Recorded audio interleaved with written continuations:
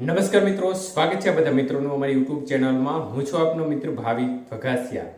તો મિત્રો, ખાસ કરીને આ વિડીયોના માધ્યમથી આપણે વાત કરવાની છે હાલની સિસ્ટમની સ્થિતિ અને આજે ગુજરાતના કયા કયા વિસ્તારમાં વરસાદની શક્યતાઓ રહેલી છે તે વિશેની માહિતી વિડીયોમાં જોશું। તો જે પણ મિત્રો નવા હોય તે ચેનલને સબસ્ક્રાઇબ કરી લેજો। તો મિત્રો, ખાસ કરીને આપણે 4-5 દિવસ અગાઉ વાત કરી હતી કે જે સિસ્ટમ રાજસ્થાન બાજુ જશે ત્યારબાદ તે થોડી નીચે આવી શકે છે।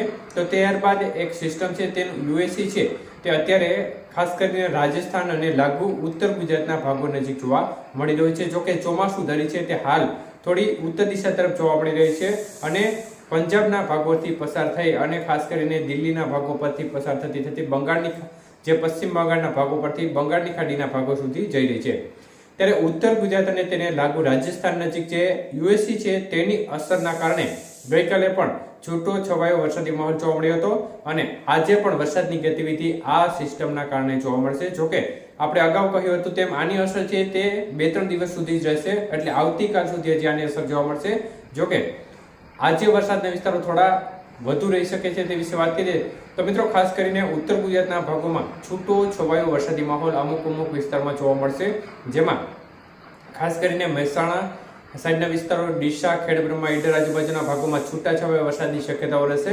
મધ્ય પૂર્વ ગુજરાતના ભાગો છે તેમાં પણ છૂટાછવાયા વરસાદની શક્યતાઓ રહેશે, પરંતુ ત્યાં જે વરસાદની માત્રા હશે તે સૌથી વધુ અન્ય વિસ્તારો કરતાં રહેવાની શક્યતાઓ છે, જેમાં ઝાપટાથી માંડી હળવો મધ્યમ વરસાદ જોવા મળે, જેમાં અમદાવાદ, વડોદરા, આણંદ, ખેડા, નડિયાદ, ગોધરા, દાહોદ, પંચમહાલ, છોટાઉદેપુર સહિતના ભાગો છે આ ભાગોમાં છૂટો છવાયો ઝાપટાથી માંડી હળવો મધ્યમ વરસાદ ખૂબ સીમિત વિસ્તારોમાં જોવા મળશે।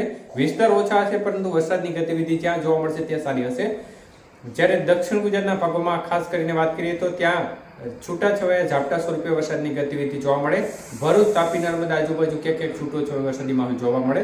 સૌરાષ્ટ્રના ભાગોની વાત કરીએ તો સૌરાષ્ટ્રમાં ઉત્તર સૌરાષ્ટ્ર અને પૂર્વ સૌરાષ્ટ્રના એટલે કે મોરબી, સુરેન્દ્રનગરના ભાગો છે, બોટાદ, ભાવનગર જિલ્લાના ભાગો છે, અમરેલી જિલ્લાના ભાગો છે, આ ભાગોમાં ક્યાંક વરસાદની ગતિવિધિ છૂટી છવાઈ જોવા મળે અને હળવા મધ્યમ ઝાપટાથી હળવા વરસાદની શક્યતાઓ અમુક વિસ્તારમાં રહે। સીમિત એકલ લોકલ સેન્ટરમાં મધ્યમ વરસાદ પણ જોવા મળી જાય। બાકીના સૌરાષ્ટ્ર અને કચ્છના ભાગોમાં રેડા ઝાપટા સ્વરૂપે વરસાદની ગતિવિધિ જોવા મળે તે પ્રકારની શક્યતાઓ દેખાય છે। તો મુખ્યત્વે ખાસ કરીને આ યુએસની અસર જોવા મળશે અને ખાસ કરીને લાંબા સમય સુધી અસર નહીં જોવા મળે, આવતીકાલ સુધી અસર જોવા મળશે, ત્યારબાદ ફરીથી ક્રમશઃ વરસાદની ગતિવિધિ જોવા ઓછી મળશે। એટલે ખાસ કરીને આપણે અગાઉ અપડેટ આપી છે તે મુજબ 10 તારીખથી ક્રમશઃ વાતાવરણ સેટ થતું જશે અને 15 તારીખથી ચોમાસું ફરીથી જોર પકડશે અને ખૂબ સારામાં સારા વરસાદના રાઉન્ડ ત્યારબાદ આવવાની સંભાવના દેખાઈ રહી છે। આભાર।